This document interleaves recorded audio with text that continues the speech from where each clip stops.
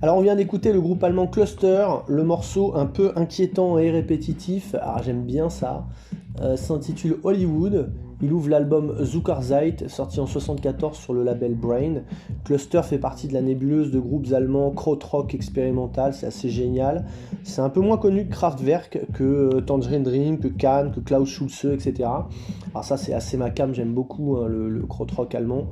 Ensuite, on a écouté l'immense, mais assez peu connu, en tout cas du grand public, compositeur David Axelrod, que personnellement j'ai découvert en écoutant frénétiquement la radio de Journey, au volant de... Alors là, il y en a normalement qui ont déjà tiqué, au volant de véhicules divers et variés, dans GTA 4 évidemment. Alors un petit mot quand même, The Journey, la radio The Journey dans le jeu vidéo GTA 4, c'est quand même une révélation pour moi. On y trouve, les autres radios aussi, hein, mais ça particulièrement celle-là.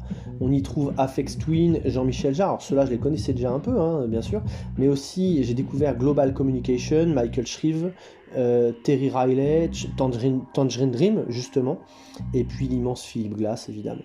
Là, le morceau d'Axelrod s'intitule The Sequels, sorti sur son deuxième album, excellent album, Songs of Experience, en 1969 chez Capitol Records.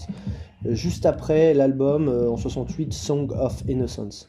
Deux albums vraiment géniaux, que je vous recommande chaudement.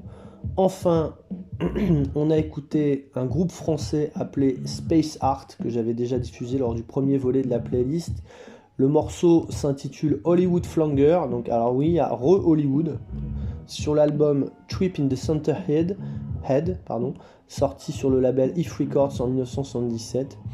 Alors, avec ça, encore une fois, j'espère ouvrir un espace dans vos esprits, dans le centre de vos cerveaux, si vous avez bien suivi ce que j'étais en train de dire. Alors, il faut savoir que dans les années 70, il y a eu pas mal de groupes français électro-rock, un peu comme ça, ouverts à toutes les expérimentations musicales possibles. C'est vraiment un trésor, il y a des choses magnifiques.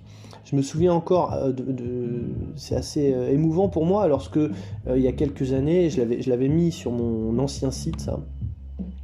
J'avais trouvé par terre à Paris le premier album en vinyle d'un groupe qui s'appelle Rockets, avec une couverture verte, un peu rétro-futuriste, c'était bizarre, et quand je l'ai écouté, putain la bombe, c'était génial.